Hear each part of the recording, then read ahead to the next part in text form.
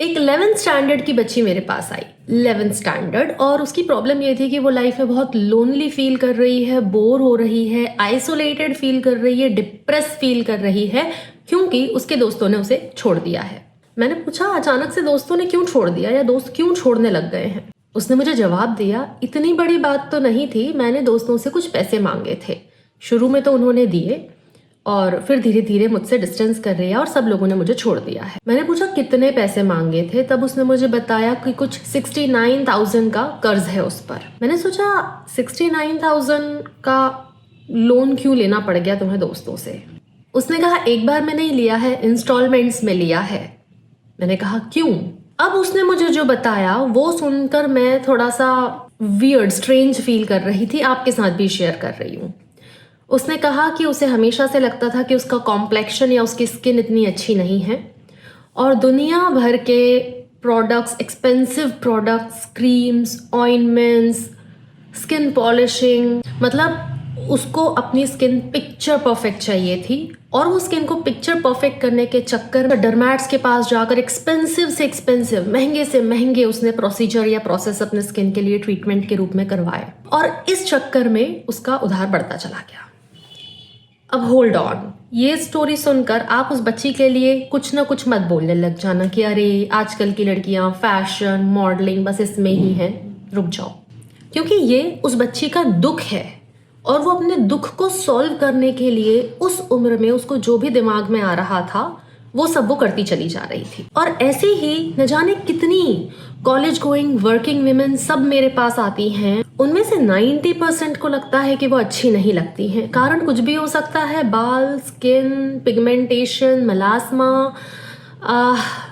Body shaming, मोटा, ज़्यादा मोटा होना या दुबला होना। उनको लेकर एक ही पॉइंट पे आती है कि उनको लगता है कि वो अच्छे नहीं लगते हैं, वो सुंदर नहीं लगते हैं खुद को दुनिया की नज़र में। हाँ, मैं ये भी मानती हूँ कि लुक्स मैटर करते हैं, लेकिन वही लुक्स जब सफरिंग का कारण बन जाए तो उसको सॉल्व करना जरूरी होता है। क्योंकि जैसे जैसे बच्चियां ग्रो करती हैं, और आजकल तो छोटी एज से ही बच्चियों को complexion, looks, skin texture, pimples, body shaming या unwanted facial hairs, multiple reasons उनको मिलते जा रहे हैं जिससे उनको ये लगता है कि हम अच्छे नहीं लगते। इस फीलिंग से छुटकारा पाने के लिए आप उनके वॉशरूम्स में जब जाके देखेंगे, प्रोडक्ट्स की दुकान लगी रहती है, भरा रहता है सब कुछ, और जैसे ही एक और एडवर्टीजमेंट वो देखेंगे, एक प्रोडक्ट और ला जाएगा। ये एडवर्टीजमेंट भी ऐसे ही आते हैं जो आपको और ज़्यादा ये महसूस करवाते हैं कि आपके अंदर ये पर्टिकुलर प्रॉब्लम है और जब आप हमारा प्रोडक्ट लोगे तो आपकी ये प्रॉब्लम सॉल्व हो जाएगी।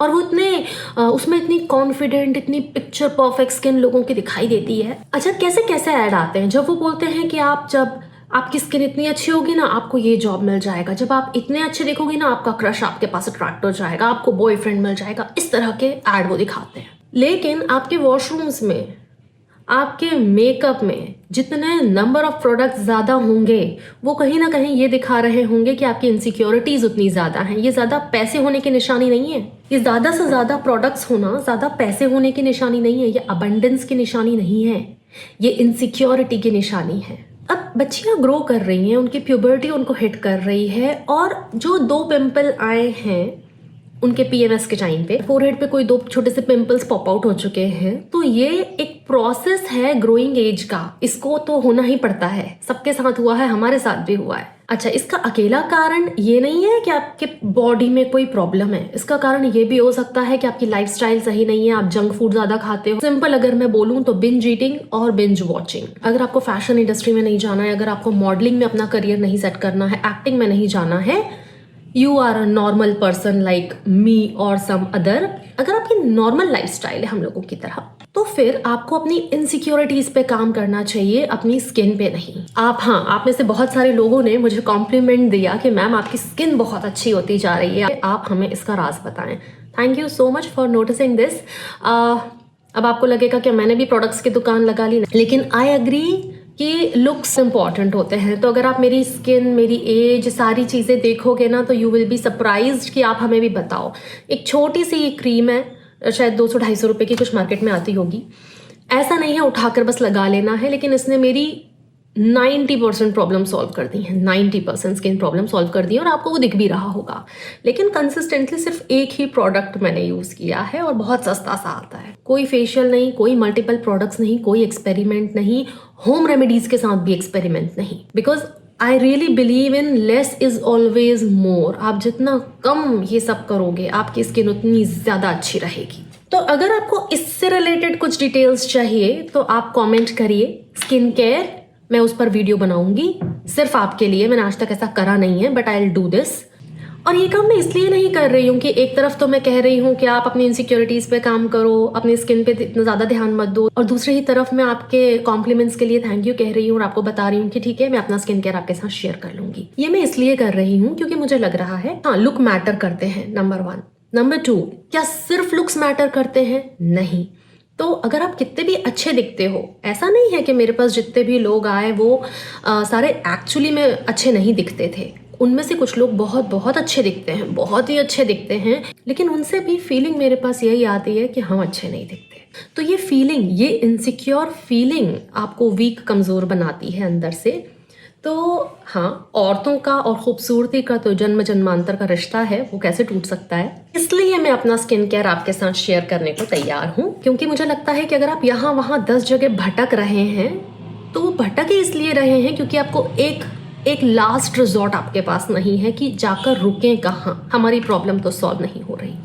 अगर आपके पास एक अच्छा सा रूटीन आ जाए तो मुझे लगता है आप भटकेंगे नहीं। इसलिए मैं अपना स्किन केयर आपके साथ शेयर करने को तैयार हूँ। और अब बात रही कि इनसिक्योरिटीज पे कैसे काम करें, तो मैंने कहा कि मेरे पास बहुत सारे लोग ऐसे भी आते हैं जो एक्चुअली में बहुत अच्छे दिखते हैं, मतलब सच में बहुत अच्छे दिखते हैं, मतलब रियल मॉडल, लेकिन वो अपने बारे में अच्छा फील नहीं करते। तो अब इसका सोल्यूशन क्या है, इनसिक्योरिटीज पे कैसे काम करें?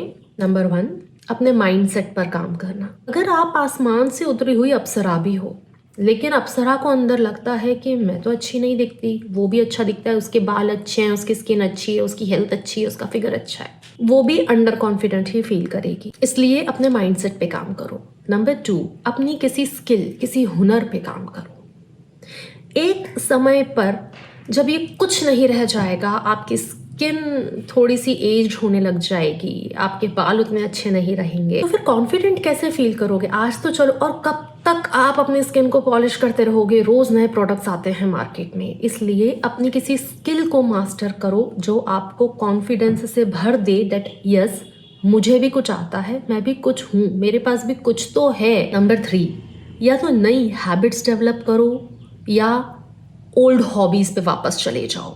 जो पहले अच्छी हॉबीज थी, चाहे वो ड्राइंग, पेंटिंग, डांसिंग, वर्कआउट, कुछ अपनी कम्युनिकेशन इंप्रूव करना, वो कुछ भी हो सकता है, पर develop either a new habit और ओल्ड हॉबी। अब अगर आप मुझसे पूछो कि कौन सी नई हैबिट, अगर एक आदत मैं आपके अंदर डेवलप करने का बोलूँ तो वो है रीडिंग। लोग बोलते हैं हम ऑडियो सुन लेते हैं, हम ऑडियो सुन लेते हैं, हम बुक समरी सुन लेते हैं। नहीं, किताब उठाएं स्वयं अपने हाथों में और अपने इन 2 चक्षुओं से, नयनों से उन्हें पढ़ें। Old traditional way of reading is the most important वे। वही आपके जो ज्ञान की जो बाउंड्रीज हैं वो ओपन करते जाता है, और हर नॉलेजेबल पर्सन जिसके अंदर एक्चुअली नॉलेज है वो फिर से आपको अंडर कॉन्फिडेंट नहीं मिलेगा, वो इनसिक्योर नहीं मिलेगा। फिर से मैं आती हूँ स्किन प्रॉब्लम पर। मान लो आपकी एक्चुअल प्रॉब्लम स्किन ही है और आपको उसी के लिए खुद को तैयार करना है, तो ओके, आपको अच्छी स्किन चाहिए ना, डोंट कॉम्प्रोमाइज। अपनी इच्छा पर कॉम्प्रोमाइज मत करो, लेकिन खुद को, जो प्रोडक्ट्स आप यूज़ कर रहे हो उसमें जो मेन उसका केमिकल है, जो भी ड्रग उसमें यूज़ हुई है, उसके लिए एजुकेट करो। कई बार मैंने ऐसे लोगों को भी देखा है कि वो एक ही समय पे 2 एनिमी प्रोडक्ट यूज़ कर रहे होते हैं अपनी स्किन पे, बस ये भी ले लिया मार्केट से, ये भी ले लिया, और वो 2 एनिमी प्रोडक्ट अपनी स्किन पे यूज़ कर रहे होते हैं, और उनकी जो स्किन होती है भाई साहब वो युद्ध का मैदान बन चुकी होती है, और ना pimple, flaky skin, dry skin, सब कुछ एक साथ हो रहा होता है, और फिर और ज़्यादा इनसिक्योरिटी बढ़ जाती है, और ज़्यादा प्रोडक्ट्स खरीदते हो। आर यू इवन श्योर कि जो आप यूज़ कर रहे हो आपको उसके बारे में नॉलेज है? मैं आपको सिर्फ इतना बताने के लिए ये वीडियो बना रही हूँ कि आप खुद जितना अपने बारे में सोचते हो ना, आप उससे कहीं ज़्यादा इंपॉर्टेंट हो। ये जो लाइफ आपको मिली है ना, ये बहुत इंपॉर्टेंट है, उसको यू वेस्ट मत करो। और अब अपना नॉलेज, अपनी स्किल, सब चीज़ों पे एक साथ मत काम करने लग जाना। किसी एक हैबिट को उठाना और उस हैबिट पर काम करना। नॉलेज भी हो सकता है, खुद को स्किन के लिए एजुकेट करना हो सकता है, लाइफस्टाइल हो सकती है, राइट ईटिंग हैबिट हो सकती हैं, किसी स्किल को इम्प्रूव करना हो सकता है, बेसिक कुछ भी हो सकता है। तो मैं जो आपसे कहना चाहती हूँ वो बेसिकली है कि please choose your self, please choose your self and not another random product, please.